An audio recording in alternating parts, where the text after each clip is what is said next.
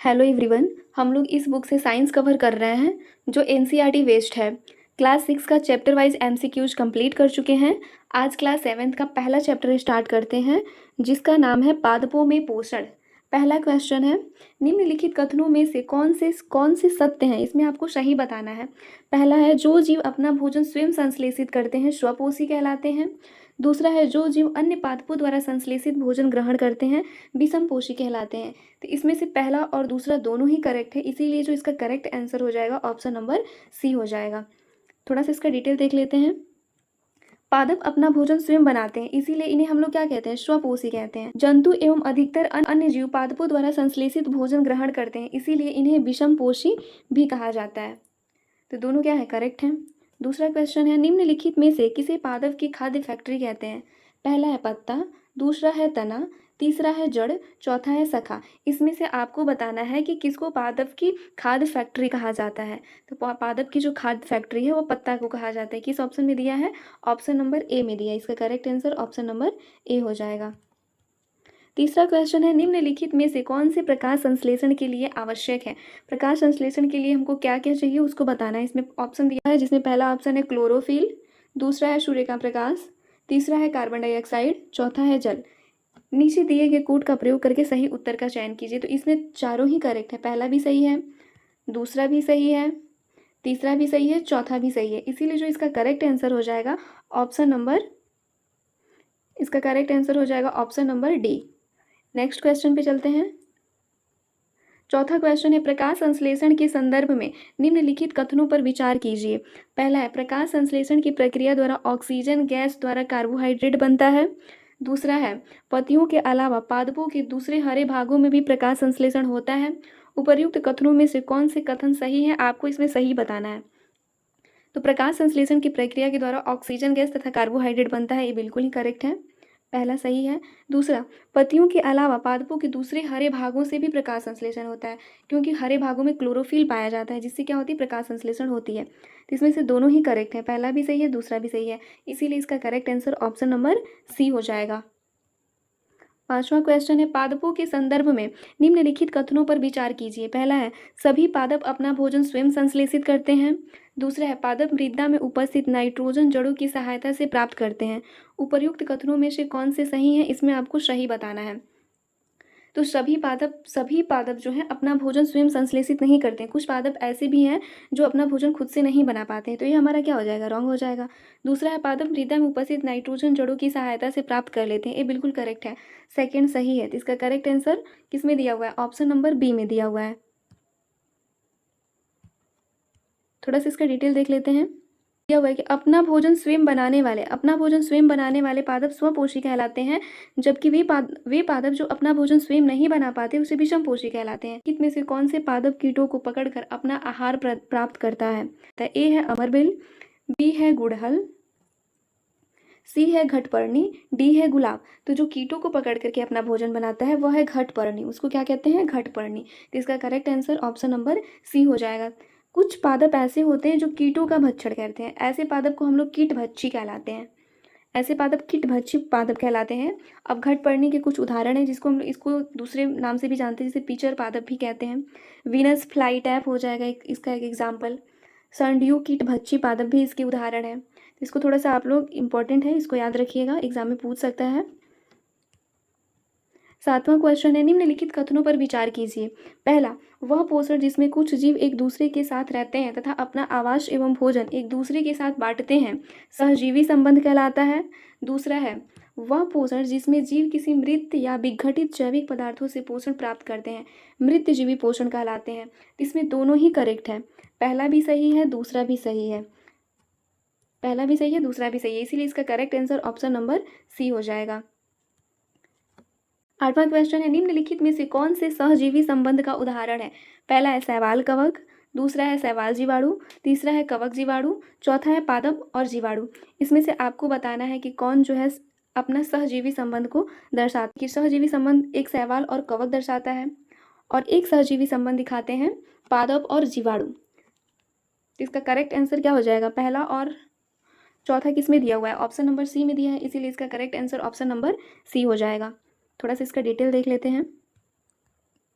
शैवाल और कवक के बीच सहजीवी संबंध होता है जिसे लाइकेन कहते हैं।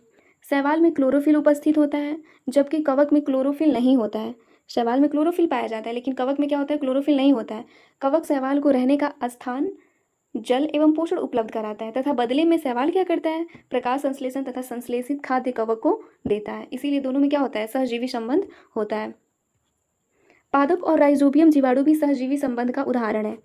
ये जीवाणु जो होते हैं गैसीय नाइट्रोजन को विलय पदार्थों में परिवर्तित कर देते हैं, परंतु राइजोबियम अपना भोजन स्वयं नहीं बना पाते। ये चना, मटर, मूंग, सेम तथा अन्य फलीदार पादपों की जड़ें में रहते हैं तथा उन्हें नाइट्रोजन की आपूर्ति करते हैं। इसके बदले पादप इन जीवाणुओं को आवास एवं खाद्य प्रदान करते हैं। इसी 9वां क्वेश्चन है, पादप के किस भाग द्वारा प्रकाश संश्लेषण हेतु वायु से कार्बन डाइऑक्साइड ली जाती है। इसमें से आपको बताना है कि प्रकाश संश्लेषण के लिए वायु से कार्बन डाइऑक्साइड किस भाग से लिया जाता है। ए है मूल रोम, बी है रंध्र, सी है पर्णशिराएं, डी है बाह्य दल। तो पत्तियों में छोटे छोटे छिद्र होते हैं, सूक्ष्म छिद्र होते हैं जिसे हम लोग रंध्र कहते हैं, और रंध्र के द्वारा ही वायु से कार्बन डाइऑक्साइड को ली जाती है। तो इसका correct answer option number B हो जाएगा। 10वां क्वेश्चन है, प्रकाश संश्लेषण प्रक्रम द्वारा पौधे कार्बोहाइड्रेट का संश्लेषण करते हैं। यह कार्बोहाइड्रेट निम्नलिखित में से किससे मिलकर बना होता है। आपको बताना है कि जब प्रकाश संश्लेषण होती है तो उसके द्वारा कार्बोहाइड्रेट बनता है, और कार्बोहाइड्रेट जो है किससे मिलकर बना होता है। कार्बन, पहला है कार्बन, दूसरा है हाइड्रोजन, तीसरा है ऑक्सीजन, चौथा है नाइट्रोजन, पांचवा है फास्फोरस। तो जो कार्बोहाइड्रेट होता है कार्बन, हाइड्रोजन और ऑक्सीजन तीनों से मिलकर बना होता है। किस ऑप्शन में दिया हुआ है, पहला, दूसरा, तीसरा, ऑप्शन नंबर बी में दिया हुआ है। इसीलिए इसका correct answer option number B हो जाएगा। 11वां क्वेश्चन है, दालों की फसल के संदर्भ में निम्नलिखित कथनों पर विचार करें। कथन, दालों की फसलों के लिए उन्हें मृदा में नाइट्रोजनी उर्वरक देने की आवश्यकता नहीं पड़ती। कारण है क्योंकि दालों की फसल मृदा से नाइट्रोजन ग्रहण नहीं करती, बल्कि कुछ विशेष जीवाणु फसलों को नाइट्रोजन प्रदान करते हैं। बिल्कुल दोनों ही सही है, और कारण इसकी व्याख्या भी कर रहा है। इसीलिए क्या होती है, नाइट्रोजनी उर्वरक देने की उनको आवश्यकता नहीं होती है। तो हमारा किस ऑप्शन में दिया है, ऑप्शन नंबर बी हो जाएगा। दूसरा चैप्टर है प्राणियों में पोषण। पहला क्वेश्चन है, स्टार फिश तारा मछली के संदर्भ में निम्नलिखित में से कौन से कथन सत्य हैं। पहला, इसका आहार कैल्शियम कार्बोनेट के कठोर कवच वाले जंतु होते हैं। दूसरा, भक्षण के लिए एक कवच खोलने के बाद अपने मुख्य से आमाशय बाहर निकालती हैं तथा जंतु के कोमल भाग को खाती हैं। इसमें से दोनों ही करेक्ट हैं, पहला भी सही है, दूसरा भी सही है। इसीलिए इसका correct answer option number C हो जाएगा। दूसरा क्वेश्चन है, पाचन तंत्र के संदर्भ में निम्नलिखित कथनों पर विचार कीजिए। पाचन रस सरल पदार्थों को जटिल बनाता है जो पाचन में सहायक है। दूसरा, आमाशय की आंतरिक भित्ति, क्षुद्रांश तथा आहार नाल से संबंध ग्रंथियां पाचक रस स्रावित करती हैं।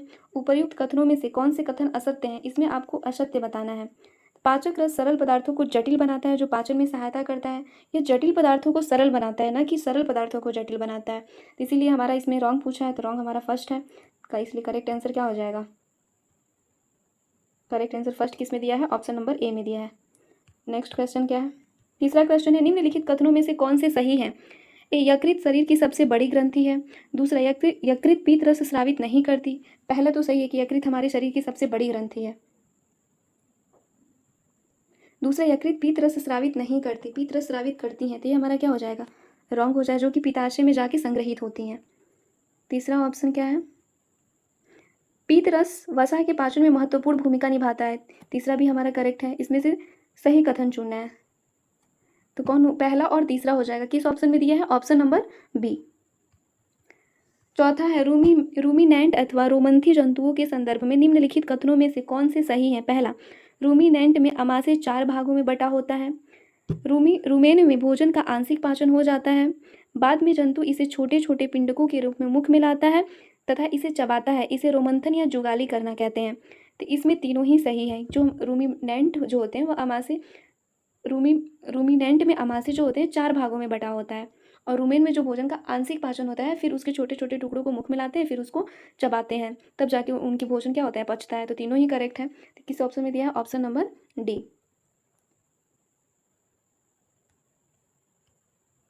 पांचवा क्वेश्चन है, अमीबा के संदर्भ में निम्नलिखित कथनों पर विचार कीजिए। यह जलाशयों में पाए जाने वाला एक कोशिकीय जीव है।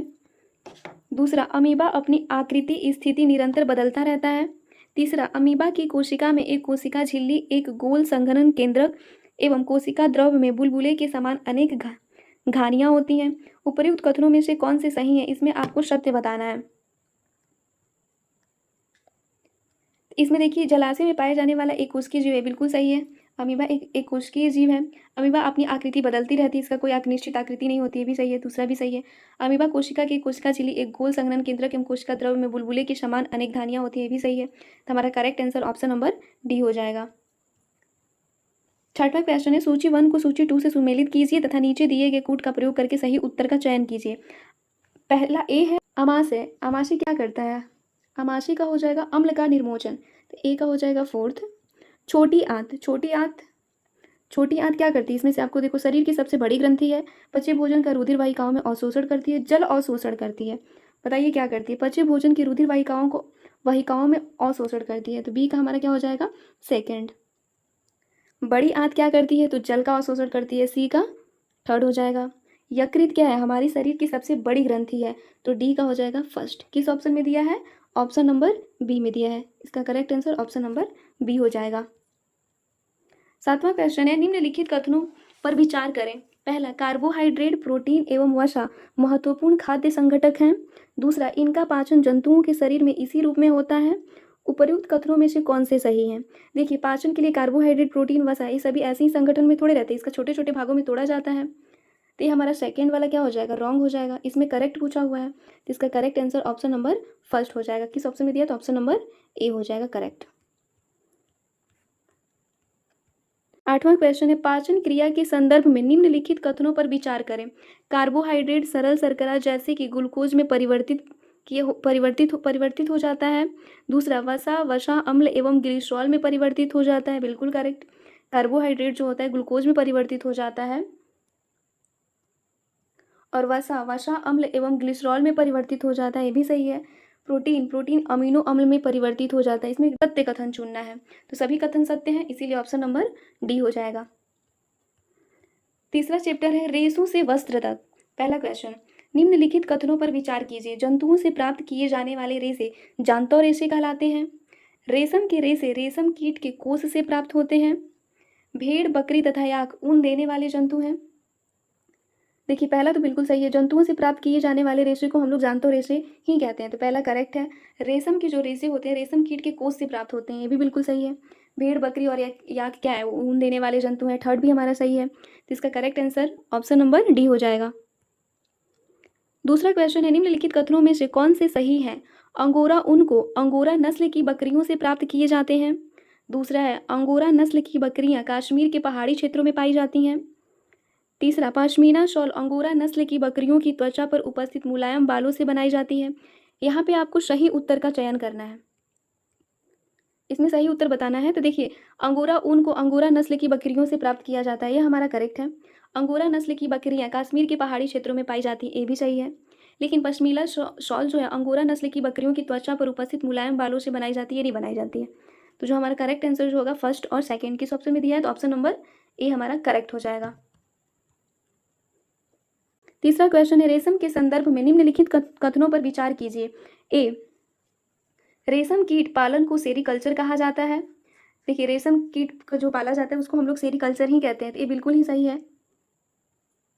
दूसरा है, रेशम फाइबर रेशे प्रोटीन से बनते हैं, ये भी सही है। रेशम के रेशे रेशम कीटों से प्राप्त किए जाते हैं, ये भी सही है। तीनों ही करेक्ट हैं। किस ऑप्शन में दिया है? Option number D. चौथा क्वेश्चन है, रेशम के संदर्भ में निम्नलिखित कथनों में से कौन से सही हैं? इसका मृदु रेशा स्टील के तार जितना मजबूत होता है। तसर, मूंगा तथा कोसा रेशम की किस्में हैं। निम्नलिखित नीचे दिए गए कूट का प्रयोग करके सही बताना है, तो इसमें दोनों ही करेक्ट हैं, फर्स्ट भी सही है, सेकेंड भी सही है, इसीलिए इसका correct answer option number C हो जाएगा। रेशम कीट अनेक किस्म होते हैं जो एक दूसरे को काफी अलग दिखाई देते हैं। पांचवा क्वेश्चन है, निम्नलिखित कथनों पर विचार करें। रेशम की खोज सर्वप्रथम भारत में हुई। दूसरा है, प्राचीन काल में जिस मार्ग से रेशम का व्यापार विभिन्न देशों में होता था उस मार्ग को आज सिल्क रूट के नाम से जाना जाता है। हाँ, दूसरा करेक्ट है, उसको हम लोग सिल्क रूट के नाम से ही जानते हैं। लेकिन रेशम की खोज सर्वप्रथम भारत में नहीं हुई थी, चाइना में हुई थी, इसलिए हमारा फर्स्ट क्या है? रॉन्ग है। इसका correct answer option number B हो जाएगा। चौथा चैप्टर है उष्मा। निम्नलिखित में से कौन सा तापमान का मात्रक नहीं है? इसमें बताना है कि तापमान का मात्रक कौन नहीं है। ए है सेल्सियस, बी है फ़ारेनहाइट, सी है केल्विन, डी है पास्कल। तो तापमान का जो मात्रक नहीं है वह हमारा पास्कल नहीं है, क्योंकि पास्कल जो है वो दाब का मात्रक है। दूसरा क्वेश्चन है, निम्नलिखित कथनों पर विचार कीजिए। पहला, ऊष्मा सदैव गर्म वस्तु से अपेक्षाकृत ठंडी वस्तु की ओर प्रवाहित होती है। दूसरा है, द्रव और गैसों में ऊष्मा संवहन द्वारा स्थानांतरित होती है। वह प्रक्रम जिसमें ऊष्मा किसी वस्तु के गर्म सिरे से ठंडे सिरे की ओर स्थानांतरित होती है उसे चालन कहते हैं। बिल्कुल ही तीनों ही करेक्ट दिया है। ऊष्मा सदैव जो होती है वह हमेशा गर्म वस्तु से ठंडी वस्तु की ओर प्रवाहित होती है, और द्रव और गैसों में जो ऊष्मा होता है वह संवहन द्वारा स्थानांतरित होता है, ये भी करेक्ट है। तीसरा है कि गर्म सिरे से ठंडे सिरे की ओर स्थानांतरित होती है। जब किसी वस्तु को गर्म किया जाता है तो ऊष्मा गर्म सिरे से ठंडे सिरे तक स्थानांतरित हो, उसे चालन कहलाता है, ये भी बिल्कुल सही है। तीनों ही करेक्ट हैं। ऑप्शन नंबर डी हमारा करेक्ट हो जाएगा। तीसरा क्वेश्चन है, सूची 1 को सूची 2 से सुमेलित कीजिए तथा नीचे दिए गए कूट की सहायता से सही उत्तर का चयन कीजिए। थल समीर के बहने का समय, समुद्र समीर के बहने का समय, गहरे रंग के कपड़े पहनने का समय, हल्के रंग के कपड़े पहनने का समय। इसका हम लोग को मिलान करना है, करेक्ट सूची 2 से मिलान करना है। पहला देखिए, थल समीर के बहने का समय कब होता है? रात में होता है, ए का क्या हो जाएगा 4। समुद्र समीर के बहने का समय क्या होता है? दिन में होता है, तो बी का हो जाएगा 3rd। गहरे रंग के कपड़े पहनने का समय, गहरे रंग के कपड़े हम लोग कब पहनते हैं? शीत ऋतु में पहनते हैं, ताकि हम लोग को क्या करें, ऊष्मा ज़्यादा एब्जॉर्ब कर सके। तो सी का हो जाएगा ऑप्शन नंबर 2, सी का हो जाएगा 2। और हल्के रंग के कपड़े पहनने का समय किस में होता है? ग्रीष्म ऋतुओं में हम लोग हल्के रंग के कपड़े पहनते हैं, डी का हो जाएगा 1st। किस ऑप्शन में दिया है? Option number A. Option number A हमारा क्या हो जाएगा? करेक्ट हो जाएगा। निम्नलिखित कथनों पर विचार कीजिए। पहला, डॉक्टरी थर्मामीटर का मापन स्केल 35 डिग्री सेल्सियस से 42 डिग्री सेल्सियस तक होता है। डॉक्टरी थर्मामीटर में पारा का प्रयोग किया जाता है। उपर्युक्त कथनों में से कौन से सही है बताना है। ए है केवल फर्स्ट, बी है केवल सेकंड, सी है पहला और दूसरा दोनों, डी है कोई नहीं। देखिए, जो डॉक्टरी थर्मामीटर होता है उसका जो मापन स्केल 35 डिग्री सेल्सियस से लेकर के 45 डिग्री सेल्सियस तक ही होता है, और डॉक्टरी थर्मामीटर में पारे का प्रयोग किया जाता है। दोनों ही करेक्ट है, इसीलिए correct answer option number C हो जाएगा। पांचवा क्वेश्चन है, निम्नलिखित कथनों पर विचार करें। पहला, गहरे रंग की वस्तुएं हल्के रंग की वस्तुओं की अपेक्षा ऊष्मा विकिरणों को कम अवशोषित करती हैं। कम अवशोषित करती हैं। देखिए, गहरे रंग की वस्तुएं हल्के रंग की वस्तुओं की अपेक्षा ऊष्मा विकिरण को कम अवशोषित नहीं बल्कि उसको ज़्यादा अवशोषित करती हैं, तो ये हमारा रॉन्ग दे दिया। सेकेंड है, ऊनी वस्त्र सर्दियों में हमें गर्म रखते हैं। इसका कारण यह है कि ऊन ऊष्मारोधी है तथा इसके रेशों के बीच वायु फंसा रहता है। बिल्कुल सेकेंड वाला हमारा क्या है? करेक्ट है। इसमें सत्य पूछा हुआ है, तो ऑप्शन नंबर किस में दिया हुआ है? सेकेंड, बी में दिया हुआ है, तो बी हमारा क्या हो जाएगा? करेक्ट हो जाएगा। यदि किसी निश्चित ताप के लोहे के गोले को उसी ताप के जल में डुबाया जाएगा तो क्या होगा? ए है, लोहे की ऊष्मा का अच्छा चालक होने की वजह से लोहे के गोला और गर्म हो जाएगा। दूसरा है, लोहे का गोला ठंडा तथा जल का ताप अधिक हो जाएगा। तीसरा, लोहे के गोले तथा जल के ताप में कोई परिवर्तन नहीं होगा, गोले तथा जल दोनों का ताप कम हो जाएगा। तो देखिए, लोहे के गोले तथा जल के ताप में कोई परिवर्तन नहीं होगा। इसका correct answer option number 3rd है। किस ऑप्शन में दिया? ऑप्शन नंबर सी हमारा करेक्ट हो जाएगा।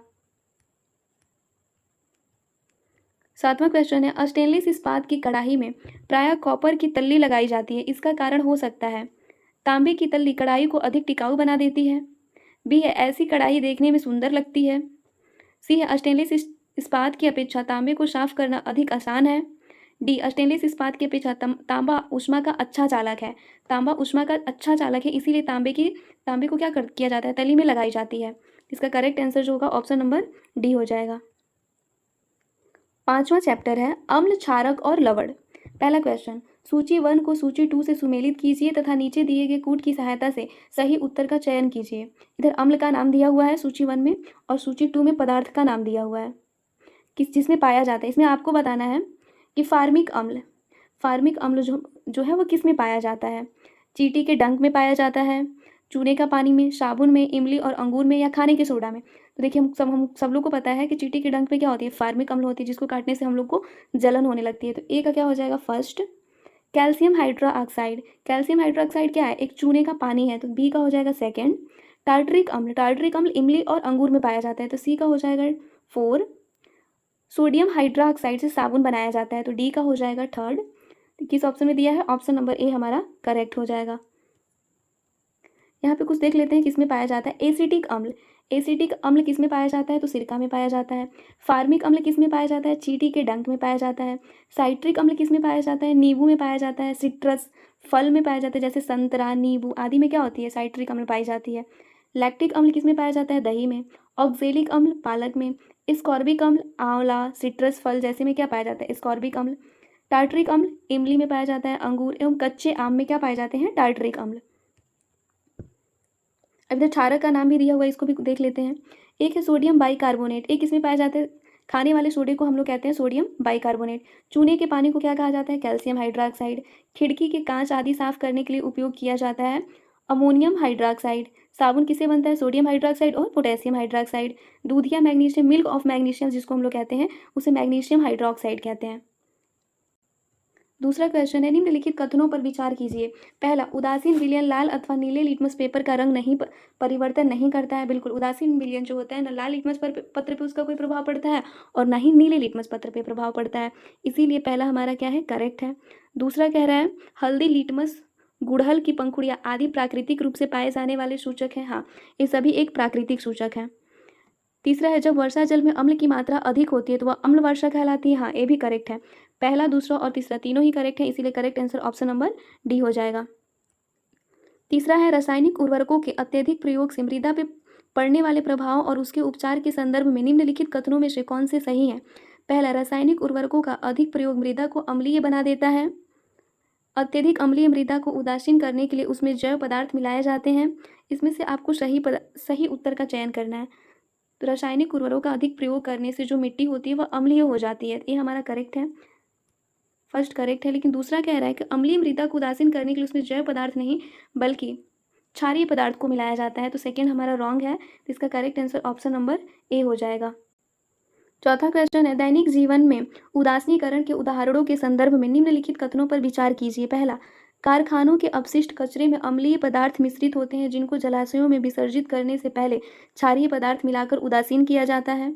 दूसरा है, अमाशय में अम्ल की मात्रा बढ़ने पर मैग्नीशियम हाइड्रोक्साइड इसे उदासीन करने में सहायक है। हाँ बिल्कुल, जब हमारे पेट में अम्लता बढ़ जाती है तो मैग्नीशियम हाइड्रोक्साइड जैसे एंटासिड का प्रयोग किया जाता है, तो सेकेंड करेक्ट है। थर्ड है, चींटी के डंक के प्रभाव को नमी युक्त खाने का सोडा, सोडियम हाइड्रोजन कार्बोनेट अथवा कैलामाइन विलयन की सहायता से उदासीन किया जाता है। हाँ, ये भी सही है। तीसरा भी सही है कि जो अम्लीय होता है उसको उदासीन किया जाता है, क्षारीय पदार्थ मिलाकर उदासीन किया जाता है, तो तीनों ही करेक्ट हैं, इसीलिए correct answer option number D हो जाएगा। पांचवा क्वेश्चन है, निम्नलिखित कथनों पर विचार कीजिए। पहला है, हमारे दंत क्षय हेतु अम्ल जिम्मेदार होते हैं। बिल्कुल, अम्ल के कारण ही हमारे दांतों का क्षय होने लगता है, जिसमें क्षारीय टूथपेस्ट वगैरह का यूज करके उसको उदासीन कर दिया जाता है, जिससे हम लोग दांतों के क्षय होने से बचा सकते हैं। दूसरा है, दांतों के मध्य फंसे खाद्य पदार्थ अम्ल निर्मोचित करने में सहायता होते हैं। बिल्कुल, ये भी सही है। दांतों में जो खाद्य पदार्थ फंस जाते हैं वह अम्ल निर्मोचित करने लगते हैं, जिससे दांतों का क्षय होने लगता है, तो इसका correct answer option number C हो जाएगा, दोनों ही करेक्ट है। छठवां चैप्टर है, भौतिक एवं रासायनिक परिवर्तन। भौतिक और रसायन, पहला क्वेश्चन, भौतिक और रासायनिक परिवर्तनों के संदर्भ में निम्नलिखित कथनों में से कौन से सही हैं? पहला, सभी भौतिक परिवर्तन अनुत्क्रमणीय जबकि रासायनिक परिवर्तन उत्क्रमणीय होती हैं। ऐसा नहीं है, तो अपोजिट दे दिया, भौतिक परिवर्तन उत्क्रमणीय होती हैं जबकि रासायनिक परिवर्तन जो है अनुत्क्रमणीय होती हैं, तो रॉन्ग हो गया, उल्टा दे दिया है। रासायनिक परिवर्तन में एक या एक से अधिक नए पदार्थ बनते हैं। हाँ, ये बिल्कुल करेक्ट है, रासायनिक पदार्थ में नया पदार्थ ही बनता है, इसीलिए इसका correct answer option number B हो जाएगा। देखिए यहाँ पे डिटेल से देख लेते हैं कि भौतिक परिवर्तन में कोई नया पदार्थ नहीं बनता है, बस उसकी अवस्था बदल जाती है, अर्थात इसको पूर्व अवस्था में लाया जा सकता है, जैसे पानी का बर्फ बनना, बर्फ गर्म करने से पुनः पानी में बदल जाता है। रासायनिक परिवर्तन अनुत्क्रमणीय होता है क्योंकि इसको पुनः वापस नहीं लाया जा सकता है, विपरीत दिशा में परिवर्तन संभव नहीं है, यहाँ पे दिया भी हुआ है कि इसको पुनः वापस नहीं लाया जा सकता है। सभी नए पदार्थ रासायनिक परिवर्तन के परिणाम स्वरूप ही बनते हैं। रासायनिक परिवर्तन में एक या एक से अधिक नए पदार्थ बनते हैं। इस दौरान ध्वनि का उत्पन्न होना, ऊष्मा, प्रकाश अथवा किसी अन्य पदार्थ के विकिरणों से निमुक्त अथवा अवशोषित होना, किसी गंध का बनना या उसमें परिवर्तन होना, ये सभी हमारे क्या है? रासायनिक परिवर्तन है।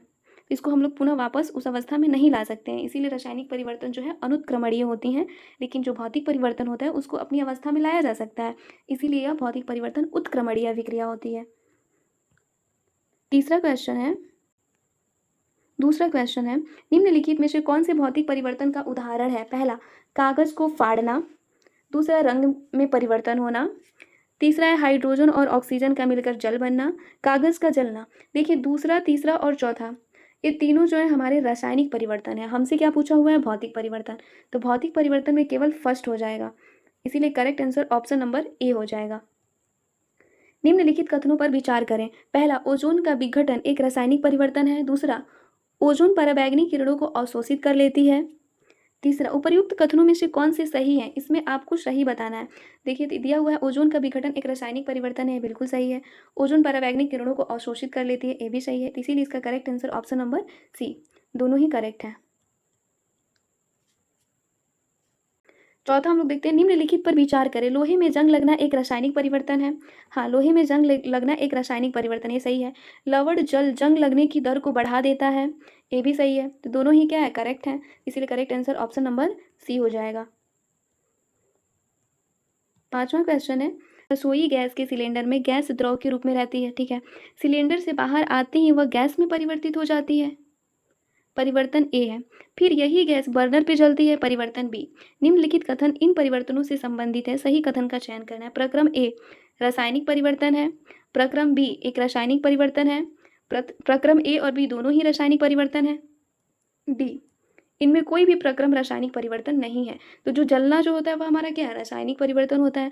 और ये किस परिवर्तन में दिया है? तो प्रक्रम बी में दिया हुआ है, इसीलिए हमारा correct answer option number B हो जाएगा। आज के लिए बस इतना ही रखते हैं।